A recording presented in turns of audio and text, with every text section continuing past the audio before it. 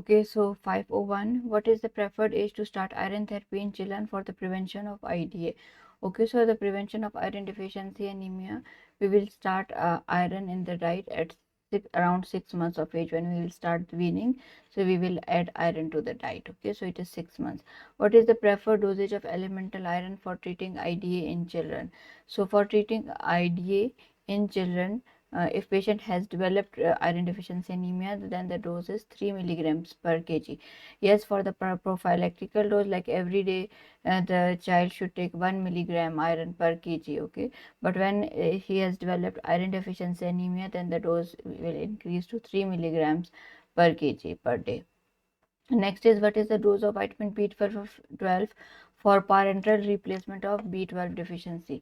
So in this case, it is written here the option 2000 microgram or 2 milligram, but the guidelines everywhere, like in Hop brand and other eye guidelines I have searched for, they all says like it is 100 mcg, 1000 mcg or 1 milligram iron IM, either it is hydroxycobalamin or cyanocobalamin, but the dose is 100 mcg. Okay, we can give it on alternate days, then weekly, and then monthly if patient has like a pernicious anemia, so that patients require lifelong vitamin B12. Okay, so it is according to like guidelines, it should be 100 mcg. Next is, what is the daily oral dose of vitamin B12 in patients with vitamin B12 deficiency due to malabsorption? Okay, so in that case, the dose is between 1000 to 2000 mcg, or 1 to 2 milligram. If they change the unit, so it should be 1 to 2 milligrams. Okay, after initiation of replacement therapy, what is the safe time frame for resolution of prominent neuropsychiatric changes in patients with vitamin B12 deficiency? So it is, if patient has neuropsychiatric symptoms, so it is more than 8 weeks. Okay, the symptoms will improve, because when we give vitamin B12 to the patient and you just do the blood test after that, so it will come in thousands, and it will be the patient care, and that is unreliable. Okay, so that's why we will see the most important thing, or which we know that the treatment is working, that patient symptoms will improve. Okay, so the improve of symptoms will give us like assurance, less yes, vitamin B12 is working and patient is improving. Okay, the neuropsychiatric symptoms will improve, will take about 8 weeks or more than that for improvement. Which of the following drugs can cause malabsorption of vitamin B12? So the drugs which causes biguanides, metformin, PPIs, okay, histamine 2 receptor antagonists. So all these drugs cause malabsorption of vitamin B12. Okay, 507. Fibrinogen deficiency is indicated by a prolonged thrombin time. Okay, thrombin time calculates the conversion of fibrinogen to fibrin. So option C is correct here. Protein C and S deficiency is a type of, we read it before in my previous videos. I explained in detail. Protein C and protein S are anticoagulants, and their deficiency causes hereditary thrombophilia. Okay, in some cases, factor acquired thrombophilia is also correct, because factor S deficiency occurs in cases of like pregnancy.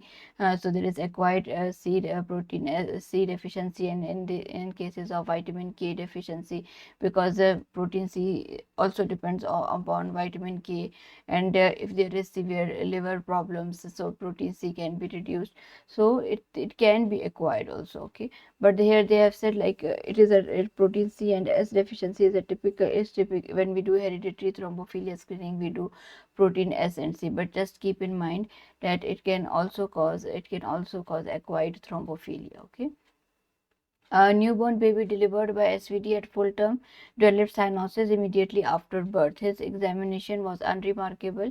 ABG shows a normal oxygen saturation of 98%. So his hemoglobin was 22 gram per deciliter, okay, which is a hemoglobin in a newborn baby. What is the most likely cause of cyanosis in this unit? Cyanotic heart disease, acyanotic heart disease, congenital methemoglobinemia. So this is the correct option. Methemoglobin gives chocolate brown color to the blood, and because of this, the normal the saturation is normal, but the tissue appears, but the tissues are hypoxic. Okay, so that's why patient develop cyanosis. So this option is correct here, option C. Okay. Next is a 26 years old lady, primary gravida, delivered preterm baby boy at 32 week of gestation. The baby died 10 minutes after birth. On examination, unit has gross pallor, edema, and massive hepatosplenomegaly.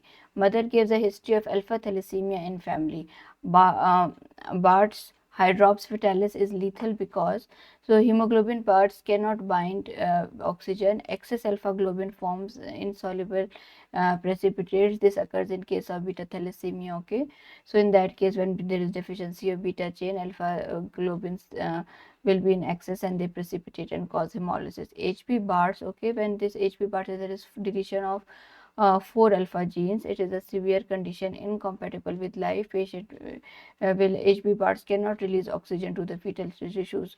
So this is the reason that baby died just after 10 minutes. So option C is correct. Okay, then it says macrocytic red cells become trapped in the placenta. It is also wrong. HB bars is a tetramer of alpha globin chains. It is not a tetramer of alpha globin chains. It is a tetramer of gamma chains, 4 gamma. Okay, and HB bars have very high affinity to oxygen, and it does not release oxygen to the tissues and causes fetal tissue hypoxia. Okay, so option C is correct here. HB bars cannot release oxygen to fetal tissue because of its high affinity to oxygen.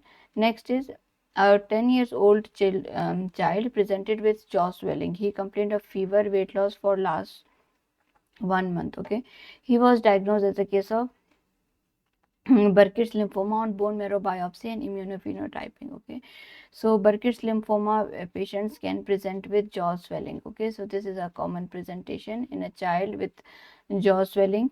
It can be a case of Burkitt's lymphoma. Usually, it's an endemic type.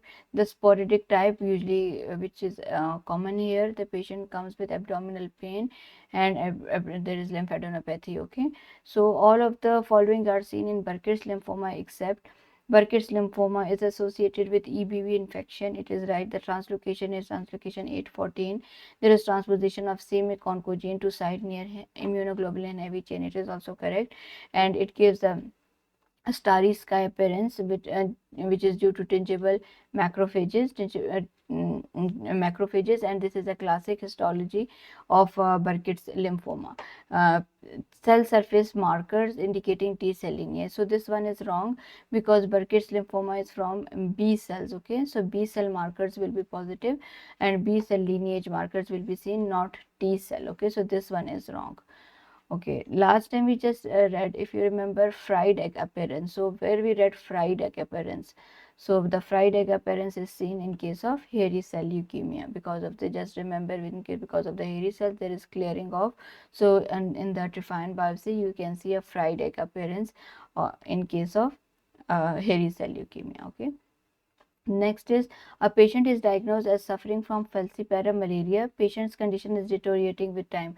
The cause of anemia in this patient is most likely due to in malaria, usually falciparum malaria. There is both intravascular hemolysis because when the parasite inside the RBCs, when it's ruptured, this is the intravascular hemolysis, and the secondly the parasitized or infected RBCs are also phagocytosed in the spleen, so that is extravascular hemolysis. So in case of malaria there is both intra and extravascular hemolysis, so option C is correct here.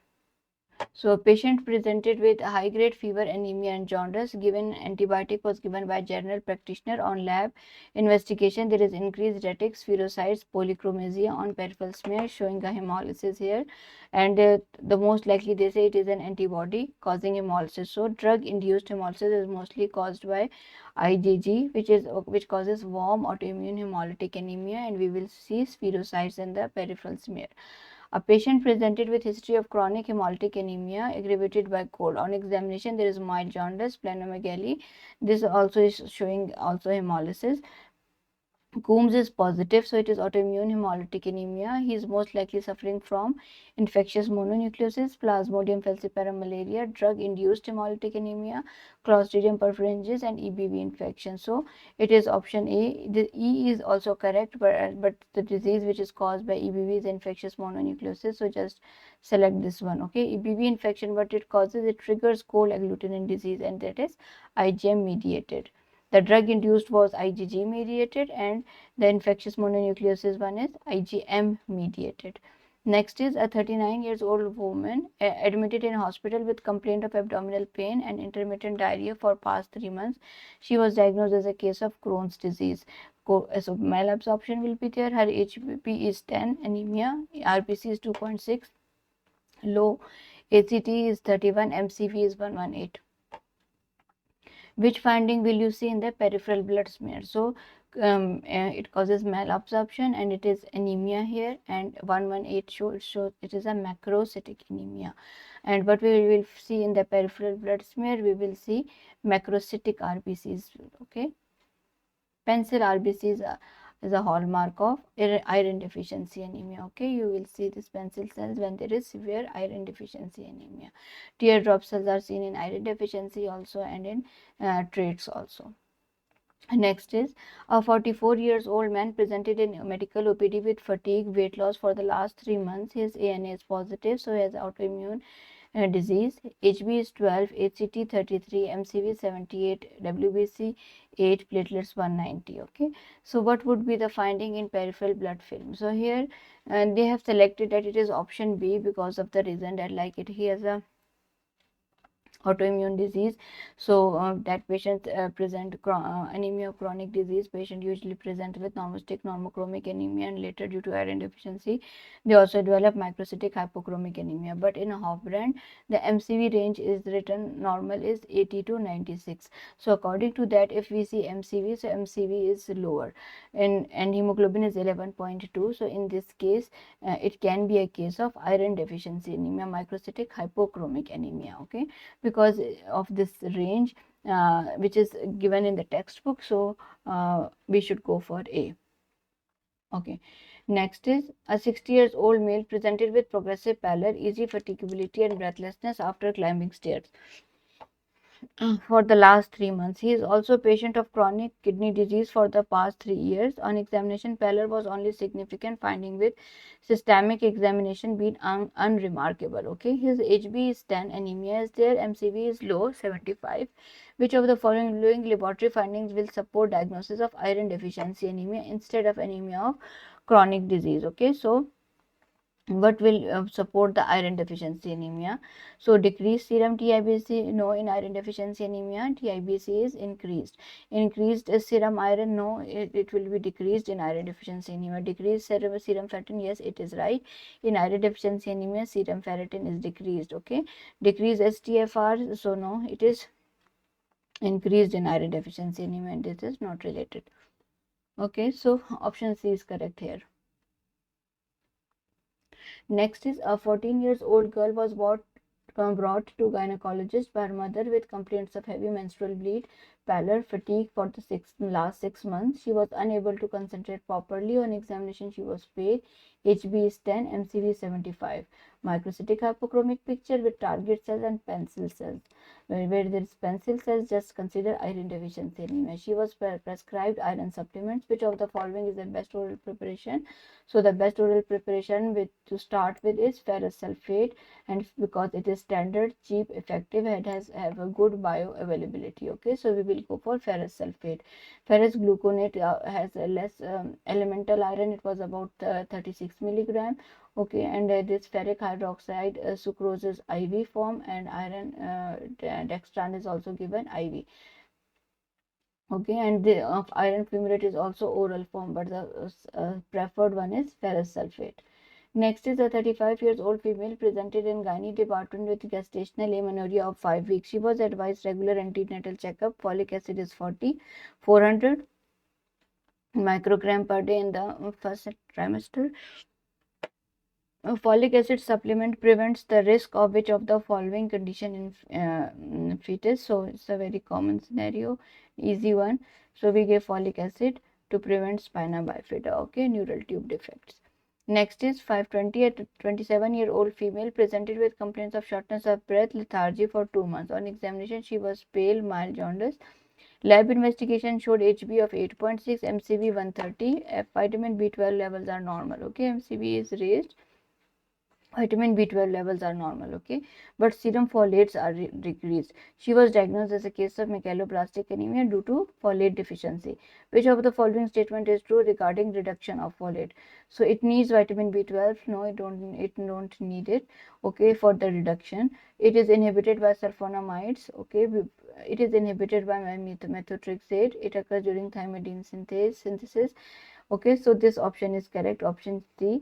So whenever we give methotrexate to the patient, it is an anti-folate drug, so that's why reduction of folate is reduced, and a patient will develop megaloblastic anemia. So whenever methotrexate is given, doctors also give leucovorin or folate supplements with methotrexate. Okay, and it is inhibited by sulfonamides. The sulfonamides also inhibit the reduction of folate, but in the bacteria, not in human cells. And the main plasma form of folate is 5-methyl tetrahydrofolate, okay, in the plasma, not this polyglutamate form.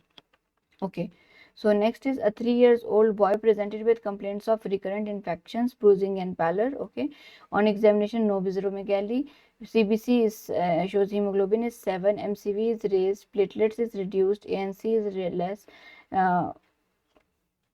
Peripheral blood shows macrocytosis. Which of the following would further support the diagnosis of megaloblastic anemia in this patient? Okay, so it looks like a case of megaloblastic anemia, and severe megaloblastic anemia can present with pancytopenia, and due to pancytopenia, patient have infections, bruising, pallor. Okay, so and we will see macrocytosis. Further, which will support megaloblastic anemia is round macrocytosis is not a megalo, it is a non-megaloblastic anemia seen in liver disease, alcoholism, hypothyroidism, the other causes. Okay, so what is the thing which is it is the raised serum homocysteine and MMA levels. It will point towards the megaloblastic anemia, deficiency of B12 and vitamin and folate. So when there is increased level of homocysteine and MMA, so it is B12 deficiency. In folate deficiency, only homocysteine levels rise. Okay, it is due to a formula that which I have shown before in my first, or I think so, second video in the Hof brand. Just go through that if you want to know the pathophysiology. Next is a 60 years old patient had pulmonary embolism. He is given low molecular weight heparin, okay, not unfractionated. It is low molecular weight heparin, which is clexane, which is given subcutaneously. Okay, his lab investigations, but will most likely show PT, APT, a prolonged APTT, prolonged PT, prolonged PT, APTT, prolonged PT, and normal PT and APTT. So if therapeutic dose of low molecular weight heparin is given, it does not prolong PT and APTT. And if we want to know the efficacy of low molecular weight heparin, so we will do anti-10A levels. Yes, if there is unfractionated heparin, then that prolongs the APTT, then this option would be correct if it was given unfractionated heparin. So there is difference. A 40 years old man has constant dull pain in the lower right back for the past 4 months. On examination, there is tenderness on percussion of his right costovertebral angle, and abdominal CT reveal a 6 centimeter mass. Okay, this costovertebral angle, when you you tap this place, there is tenderness, so there is some renal pathology. A CT scan shows a 6 centimeter mass in the upper right kidney. CBC shows hemoglobin of 21. HCT is 64, though it is raised. It means if kidney problem is there, something, there is mass, so it must be a renal cell carcinoma, and that in that case a lot of EPO is released that causes increased hemoglobin and hematocrit. Okay, let's see. Okay, so WBC count is raised, platelet count is raised. Okay, serum chemistries include sodium of 141, potassium 4.3, chloride 102. This is normal. Which is the following is the most likely causes of this symptoms? Okay, so whenever there is a renal cell carcinoma, so these patients have increased erythropoietin, and increased erythropoietin causes secondary polycythemia. Okay, so hemoglobin is raised and ECT is raised. Okay, next is so just go through the renal cell carcinoma, ectopic EPO, and secondary polycythemia.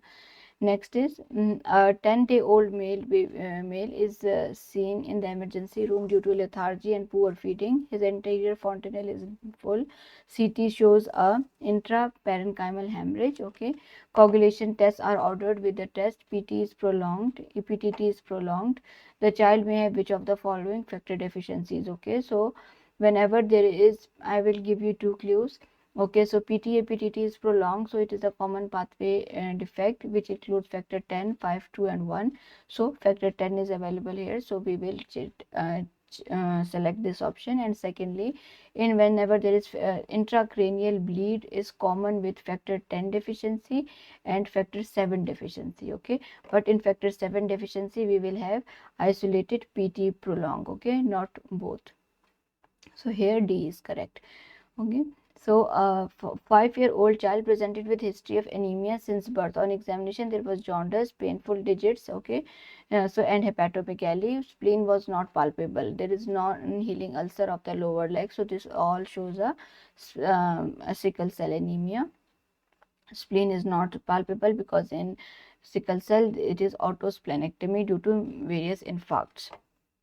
Peripheral film shows sickled cells. Okay, elongated cells, so these are sickled cells. NRBCs, target cells, oval jolly bodies. Whenever there is autosplenectomy and hyposplenism, so patient will have oval jolly bodies. So on the basis of this physical findings and peripheral film findings, what is the most likely diagnosis? HBC disease? No.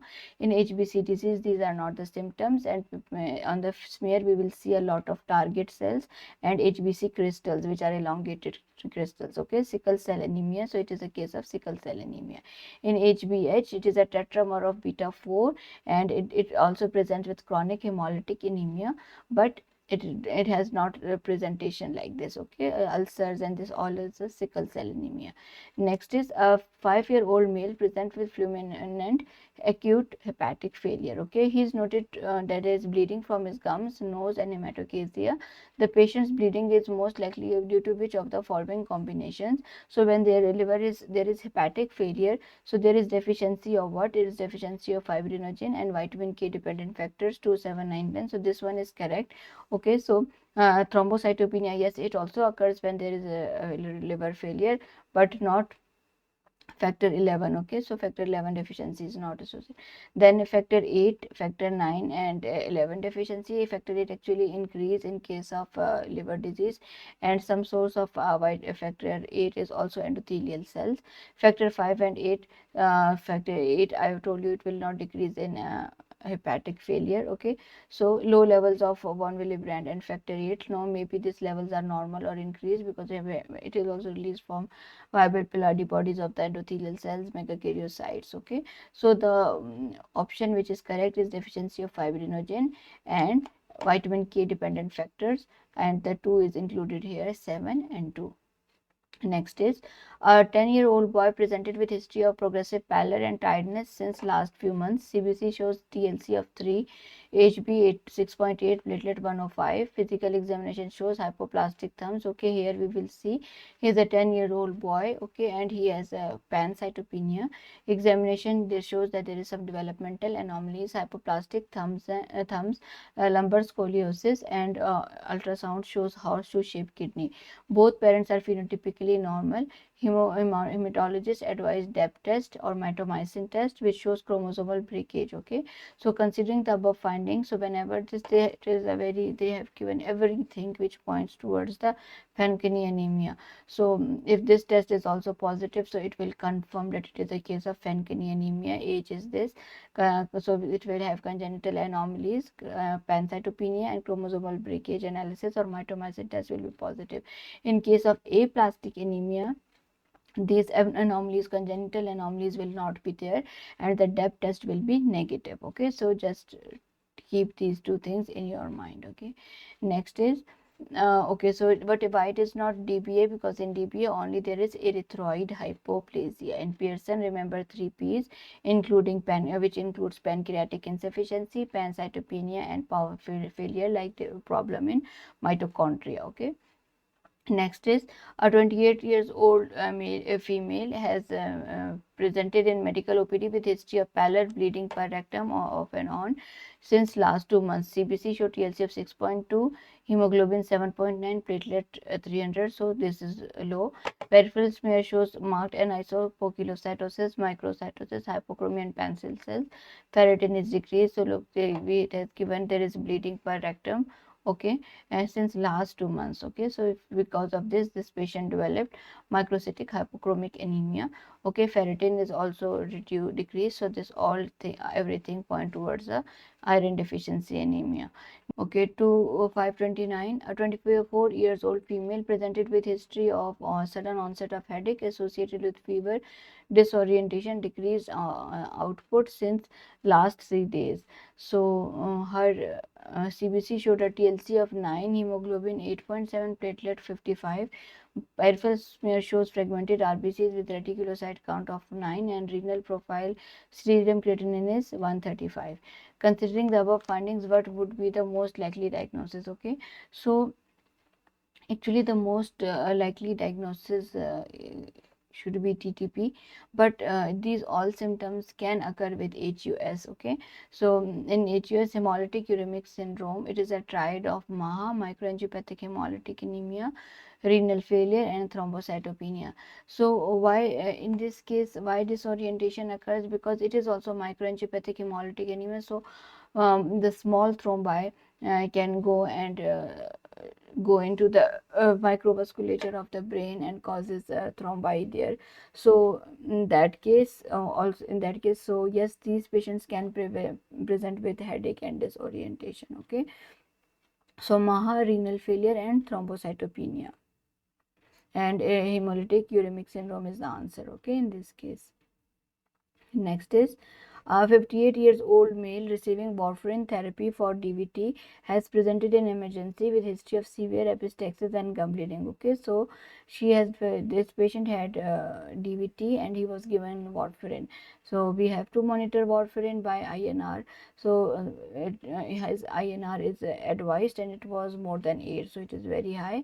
Considering her INR, what should be the first and foremost step in the management of? We have to do reversal, so we have to control the bleed. So what we can give, we have to give fresh frozen plasma, because fresh frozen plasma have all vitamin K dependent factors 2, 7, 9, 10. So we will give it to the patient for the so that bleeding is stopped. Okay, cryoprecipitate, just to revise, cryoprecipitate contains fibrinogen, factor 13, factor 8, von Willebrand factor and fibronectin. Okay, so option B is correct here. Okay, 531, transient erythroblastopenia of childhood, TEC and DBA, both present in anemia in early infancy from 6 months to 6 years. Okay, the TEC also TEC can present. And of the following features, which one favor the diagnosis of TEC? So uh, absent surface expression of I antigen on red blood cells. So this is option is correct, because in DBA there is increased expression of I antigen on red blood cells, there is elevated HbF, there is macrocytic anemia. Yes, the presentation of both is around like in infancy and both have red cell aplasia, but it is a bone marrow failure syndrome which has red cell aplasia, and this is transient, maybe some viral infection and it will resolve. Okay, so the thing which can differentiate between both of them is absent expression of I antigen on red blood cells. Next is a 2 years old child with DBA is to start on a dose of 2 milligram per kg of prednisolone for an exacerbation of anemia. Which of the following strategies would you consider to be the least appropriate? Okay, so when we have to start on steroids 2 milligram per kg. Okay, so which of the following strategies would you consider to least appropriate? So by bisphosphonates to prevent secondary osteoporosis, so this is not needed and this is the least appropriate. Yes, we need blood transfusions. Okay, in DBA we will need hepatitis B immunization. Cotrimoxazole we can give for prophylactically to these patients, and varicella immunization is done. it is very important before significant immunosuppression. Okay, so we will do varicella immunization on also. So these four are connected with DBA, not option A. Okay, so option A is correct here. Which of the following features seen on examination of a peripheral blood film made by the during the investigation of pancytopenia is the least compatible with the diagnosis of aplastic anemia? So what is option B is correct here, because in case of least compatible with the diagnosis of aplastic anemia is hypogranular neutrophils. So these hypogranular neutrophils are actually is seen in MDS. Okay, other factors, yes, monocytopenia, macrocytosis, reticulocytopenia, and isopocylocytosis, this all can be seen in aplastic anemia, but hypogranular platelets are mostly associated with MDS. Okay, next is, which of the following feature of a bone marrow spirit favor the diagnosis of MDS over aplastic anemia? So dyserythropoiesis, yes, it is seen in MDS, but it is not as dyserythropoiesis can be seen in other mild dyserythropoiesis can be seen in other hematological disorders also, but the most significant is megakaryocyte when dysplasia. Whenever there is dysplasia in megakaryocytes, yes, that is important, and that points towards a MDS. It is a hallmark of MDS. Okay, so option E is correct here. What is the percentage of HbF in a healthy term baby without a hemoglobinopathy? So it is around 70 to 90% HbF is there, and the option here is more than 50%. Okay, 45 years old woman diagnosed with the left common femoral DVT. CBC shows her CBC in the emergency department is reported as with hematocrit of 65%, so it is increased. WBC count is increased. Okay, neutrophils are increased and platelets are also increased. So pan-myelosis is there. Other investigations, INR of 1.7, which is normal with normal liver enzyme. She is a non-smoker. Which of the following is the most appropriate initial management plan? So it is a case of polycythemia rubra vera, because it is pan-myelosis. In this case, EPO levels will be low without any EPO levels. Just bone marrow will go, like it has a clonal mutation. It's due to JAK2 mutation. Okay, so patient will have uh, polycythemia vera vera, and all three cell lines will be increased. Okay, and because of this increase hematocrit, she has developed DVT. So what is the treatment? So in this case, when she has symptoms, we will first go for venesection, and for anticoagulation we will give low molecular weight heparin, and after that, when hematocrit is achieved, like it should be around 45%, in polycythemia rubra vera we will reduce the hematocrit to below 45%. Okay, with venesection, and then we will maintain it by giving the patient this low molecular weight heparin, and we can also start, then we can start the cytoreductive therapy hydroxycarbamide to keep the hematocrit level low. Okay. Okay, so in this case, when we do a lot of venesection, okay, it is coming in this, I will explain it to you. A 64-year-old woman is known to have JAK2 mutation, okay, polycythemia vera. He has maintained on a venesection program for the last 6 years. He is now complaining of increased tiredness and some night sweats. His current CBC shows hemoglobin of 9, MCV is 70, neutrophil 5.3, platelet 712, and ferritin 9. Okay, very low. Which of the following options would be most appropriate next step? Okay, so with venesection, patient will develop iron deficiency anemia, because you are removing the blood. So if it is continued, like it is continued for 6 hours, so now this patient is presenting with iron deficiency anemia. So in this case, what you will do, we will stop the venesection. Okay, but we will not go and just now start going giving iron supplement, because it is dangerous. It will worsen polycythemia, whereas more cells will produce again. So we will, and then again we will do venesection. So just don't do that. Okay, we deliberately cause some iron deficiency in these patients, and we will never give iron supplements to these patients. Okay, yes, we have to stop the venesection, because we don't want this patient to go like have these type of symptoms and have severe iron deficiency. So yes, definitely we will stop venesection, but we will not give iron supplements to this patient. Okay, Next is a 42 years old man is under the care of a general physician and has jaundice and abdominal pain. He is found to have raised bilirubin of 64. So hemolysis, unconjugated bilirubin is raised.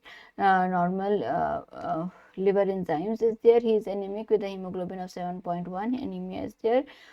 Here's direct antiglobulin test is negative, so non-autoimmune hemolytic anemia, normal WBC count, normal platelet count.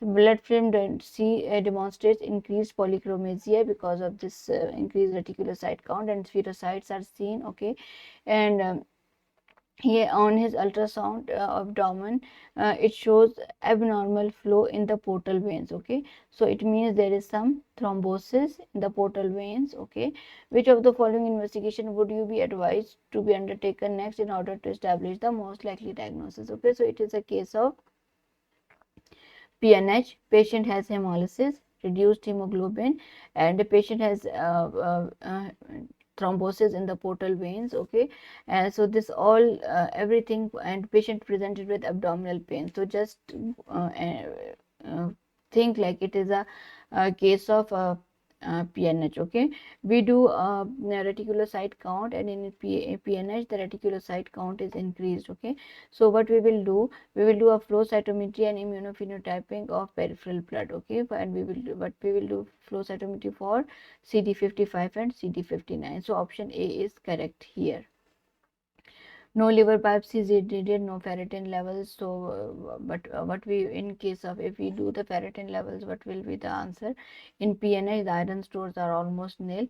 We do a pulse stain and we will see the erythroid stores are finished, and then in due to, and in PNH the bone marrow biopsy will show erythroid hyperplasia because here hemolysis is going on, and due to that a lot of there is erythroid hyperplasia in the bone marrow.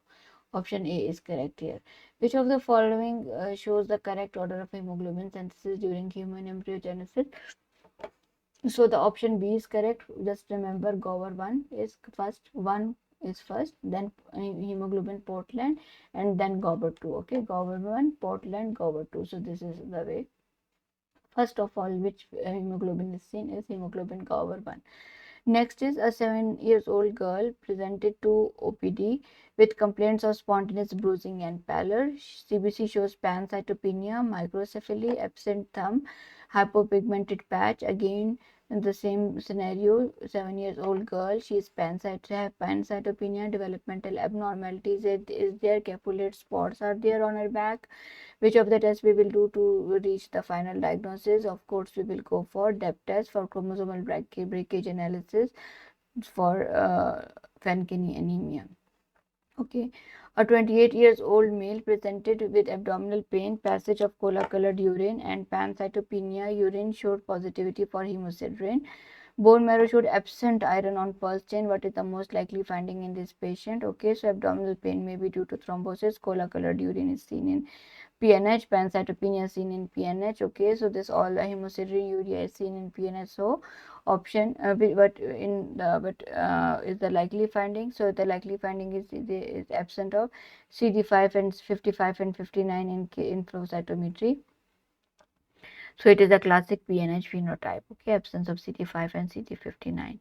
Okay, next is 24 years old woman has a 2-liter primary postpartum hemorrhage. Coagulation study shows a normal platelet count of normal platelet count. PT is 13 seconds normal. APTT is prolonged. Fibrinogen is normal. Okay, so she has a lot of bleeding. Postpartum hemorrhage is there, PPH. Okay, and when we do the platelet count, of course, first we will go for platelet count, so it is normal. But then we will do PT, APTT, so PT is normal, APTT is prolonged, fibrinogen is normal. So it is a scenario where patient has prolonged isolated APTT and patient is presented with bleeding, okay, severe bleed. Which test will distinguish between acquired hemophilia A and lupus anticoagulant, which is antiphospholipid antibody? Okay, so here I want to explain this concept a little bit in more detail. Okay, just try to understand, and it will be easy once we are done with the explanation. Okay, so I told you before, whenever APTT is prolonged, isolated APTT is prolonged, so it can be hemophilia A, B, C, factor 12. Okay, and there is one thing else, that is lupus anticoagulant. In case of lupus anticoagulant also, APTT is prolonged, but in that case also, patient will not bleed, and there will be some history of thrombosis, miscarriages, recurrent fetal loss, something like that, or autoimmune disease, or SLE, something like that, which will point out towards the prothrombotic state because of lupus anticoagulant. Okay, so but which test will distinguish between, either it is a case of hemophilia A and lupus anticoagulant? Yes, first, of course, clinical symptoms. In hemophilia A, patient has a severe bleed, but in lupus anticoagulant, patient will have no bleeding. She will present, or he will, with thrombosis.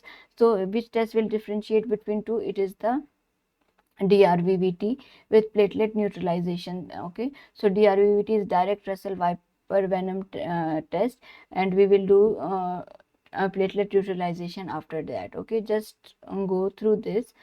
Okay, if APTT is prolonged and PT is normal, okay, and patient have bleeding, so think that it is can be a case of hemophilia A. Okay, but if the patient has thrombosis, miscarriages, so think that it can be a case of lupus anticoagulant. Further, we will confirm with the help of test. So what we will do, we will do mixing studies. Okay, how we will do mixing studies? We will do 1-to-1 mix. First, we will make a normal pool plasma. Normal pool plasma, like we will combine plasma of normal patients. So we will have a rich source of clotting factors, and then we will take a patient plasma in a normal ratio, 1:1 ratio. So like we are giving all the clotting factors to the patient. So if we do a mixing, and after that we will again check APTT. If the APTT corrects, okay, so we think that it is a case of factor deficiency. Okay, it immediate mix. Then after that, what we will do, like after immediate mix, we if it is corrected, okay, then we will incubate the same sample for 2 hours, okay, at 37 degrees centigrade. And if after that it stays corrected, we will again do APTT. If it stays corrected, so it is confirmed that it is a case of factor deficiency. We have given the factor to the patient, and it is a factor deficiency. But if it is initially corrected near normal, but when we put it in at 37 degrees centigrade, we incubate for 2 hours. At that time, if there is an inhibitor, there is a time dependent inhibitor, which is called like factor 8 is a time dependent inhibitor. So if time dependent inhibitor is present, it gets a time for 2 hours, and then it will do the further inhibition. And again, when we do the APTT, it will not be corrected. So now we know that it is a time dependent inhibitor, and factor 8 is actually our factor a time dependent inhibitor. Okay, factor 8 inhibitor is actually a time dependent inhibitor. So initially it will correct near normal, there will be some correction, but when we incubate the sample, and again we do APTT, and APTT is prolonged, so it is a time dependent inhibitor or factor 8 inhibitor. Okay, so patient will have acquired hemophilia A. Next is if APTT is not corrected when we did an immediate mix, and okay, not corrected, and then when we do the incubation and still APTT is not corrected, so then it means it is something serious, that is a lupus anticoagulant. Okay, like something we have to do work. Of course, we have to do for more tests for that. So in that context, I'm saying it is like serious. So you have to go for lupus anticoagulant test. And what is that test? It is the direct Russell Viper venom test. Okay, so what is DRVVT? So in DRVVT is simple direct Russell Viper venom test. It goes directly and activate factor 10 in the clotting pathway. We will not go that Y shaped, like first it is factor 12, then 11, then 9, then 8, then it will activate factor 10, and then factor 10 will go further. Okay, so it directly goes and activate factor 10, bypassing the above all factors. okay, when factor 10 is activated, then in the this factor 10, in the presence of calcium phospholipids, factor 5 will, what it will do, it convert it will convert prothrombin into thrombin. Okay, so if there is a lupus anticoagulant, so what lupus anticoagulant does, it reduces the amount, it uses phospholipids. Okay, it is an antibody against phospholipids, and the phospholipids are needed for the clotting pathway. So if something is again phospholipids, but it will neutralize the phospholipids. Okay, so clotting time will be prolonged. Okay, so this clotting time APTT which is prolonged is a false, like it's a false APTT prolongation. It is not due to factor deficiency. This prolonged APTT, it will not cause any bleeding. It is just a thing like a phospholipid is needed for the clotting pathway. Now you have now we have some antibodies which will neutralize these phospholipids, so we don't have phospholipids. Otherwise the factors are okay, so that's why clotting time is prolonged. So if we add more phospholipids, for example, if I add more phospholipids, so that phospholipids, the lupus anticoagulant will not be able to neutralize more phospholipids. Okay, so the clotting time will be corrected. Okay, so extra phospholipids will soak up the antibody, and when we do the clotting time, so it will be shortened or it will normalize, so it will confirm yes, there was a lupus anticoagulant in the sample. Okay, so just remember, if a prolonged APTT is corrects on mixing and stays corrected after immediate mixing, and after stays correct after incubation, so it is a factor deficiency. Okay, and we will do the factor assay and we will go further. If it does not corrects on mixing and DRVVT screen corrects with extra phospholipid, so it is a lupus anticoagulant. So if it is not corrected on immediate mix, on incubation, and then we will do our then we will go for a DRVVT screen. So in the screen means like LA, in it has two steps. In LA step 1, DRVVT, when we call it LA, in that we don't put any extra phospholipids. Okay, the phospholipids will be consumed and the APTT will remain prolonged. Then we add extra phospholipids, and that test we will call it LA2. In that case, the clotting time will normalize and it will confirm that there is lupus anticoagulant. Okay, and if the mixing corrects initially but prolongs after incubation, so it is a time dependent factor 8 inhibitor. Okay, acquired hemophilia A. So just remember these three lines. Okay, I have made this table just to revise once more. Okay, just see. Okay, here, but we will see first. We will see the clinical picture. If patient has thrombosis, miscarriages, and no bleeding, you go for lupus anticoagulant. If patient has severe soft tissue bleed, muscle bleed, GI bleed, postpartum bleed, okay, severe bleed like it in the above scenarios, and then go for acquired hemophilia A. So the test sequence will be, we will do PT will be normal, then we do APTT will be prolonged. Then what we do mixing studies. When we do mixing studies, if there is no correct, if mixing studies, if there is no correction, okay, with immediate, just think it is an inhibitor present. Then we incubate the sample at 37 degrees centigrade for 1 to 2 hours, still prolonged. So it is it tells us like it is an inhibitor, but it is not a time dependent inhibitor. It can be lupus anticoagulant. Then we will do DRVVT. In DRVVT, direct Russell Viper venom test, we just we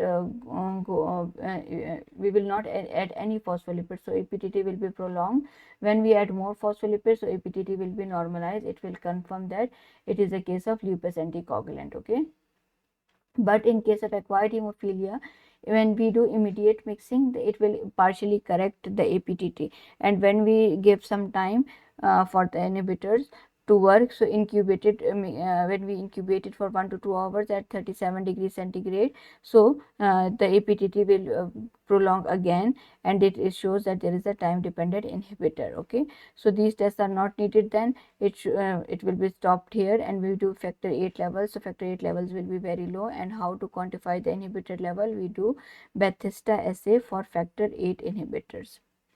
Next is 543. A 14-year-old male present to his pediatrician with a 3-day history of wheezing and difficulty in breathing at night. Okay, physical examination in addition to wheezing reveals bulky lymphadenopathy, pallor, fatigue. Okay, so it said there is bleeding, there is lymphadenopathy, there is wheezing. Chest X-ray shows the mediastinal mass. Okay, it's a 14 years old boy, and it is a there is a 3 days history of that. So it's most likely case of ALL. Okay, or T cell leukemia. Okay, it is a case of ALL, and most likely it is a TLL because patient have a mediastinal mass. Okay.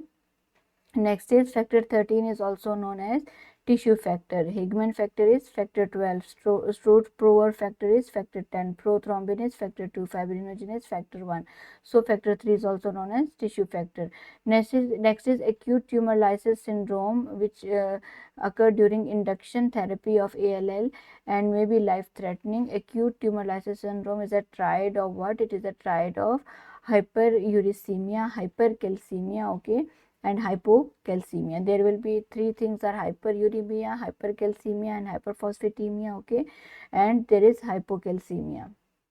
Next is the most so option C is correct. Increased uric acid, increased potassium, and decreased calcium. Okay, so next is the most definitive evidence that an ALL is of T cell lineage is mediastinal mass. It supports that it is a T cell lineage, but not a definitive diagnosis. WBC count is more than 5 lakh. Okay, presence of T cell receptor gene rearrangement. So yeah, it is correct. It is and expression of cytoplasmic CD3, expression of surface CD3. So these all will all point towards the T cell lineage, but this is more specific because it is a stronger marker. Okay, it gives a molecular proof TCR rearrangement, and it is we have to, if there is option, so we will select this TCR rearrangement for T cell lineage. Yes, expression of cytoplasmic CD3 is also an important and very specific. Okay, but this gives a molecular proof. Okay, and this is also correct after this. Okay, and expression of surface CD3, yes, it is present in C cells but in mature forms. Okay, so option C is correct here. Then a 77-year-old man presented with intracerebral hemorrhage. He has been on warfarin since his aortic valve replacement 3 years early, and his ENR on admission is 3.5. He requires blood component support. Select the most suitable product from the list from the options. Okay, if patient is bleeding and it is intracerebral hemorrhage, is a very serious bleed, so what we have to go? So go for prothrombin complex concentrate, which contains factor 2, 7, 9, 10. Okay, so go for prothrombin complex concentrate. Cryoprecipitate, it has don't have all the clotting factors. Fibrinogen not have, just have fibrinogen. We need all the clotting factors, especially factor 2, 7, 9, 10. Intermediate purity factor 8 concentrate, actually it contains von Willebrand factor, so we give it in case of hemophilia A and von Willebrand disease. Okay, so in this case we will give PCC, prothrombin complex concentrate. In iron deficiency anemia, which of the following laboratory finding is most typical? Okay, so normal iron saturation is wrong. In this case, the iron saturation is decreased, usually less than 20%. Okay, raised hepcidin is reduced because so that more iron gets absorbed from the enterocytes. Red cell distribution width is increased, TIBC is increased. So raised erythrocyte, zinc, protoporphyrin, it is increased because in lack of, where there is iron lack, zinc replaces iron in the protoporphyrin, so ZPP increases. So option B is correct here, and this is the reason why. In iron deficiency anemia, which of the following laboratory findings is not seen? In iron deficiency anemia, there is decreased iron saturation, it is seen. Raised erythrocyte, zinc, protoporphyrin is seen. Raised hepcidin, no, it is not seen. Hepcidin is reduced. Okay, because it body needs more iron, so it will reduced. Okay. Next is a 42 years old man is seen in the hematology follow-up clinic, having seen his general practitioner 3 weeks ago, complaining of fatigue and headache. His investigation shows a hemoglobin of 7.2, WBC of 0.54, and neutrophils 0.3 and platelets 32. So it looks like pancytopenia. Ferritin, B12, folate normal. Flow cytometry immunophenotyping shows reduced CD55 and 59 expression. Okay, on approximately 42% of erythrocytes and neutrophils. Cytogenetic analysis by G binding shows trisomy 8. Which of the following would be the most appropriate option. Okay, so it is a case of PNH, and in PNH we go for eculizumab. Okay, eculizumab is an anti C5. Okay, so it causes blockade of complement, and in this way we can save the cells from complement mediated lysis. Okay, so today it is completed till 5:50. So I think so only 100 MCQs are remaining from hematology section, and then after that we will start transfusion. Okay, inshallah. Thank you.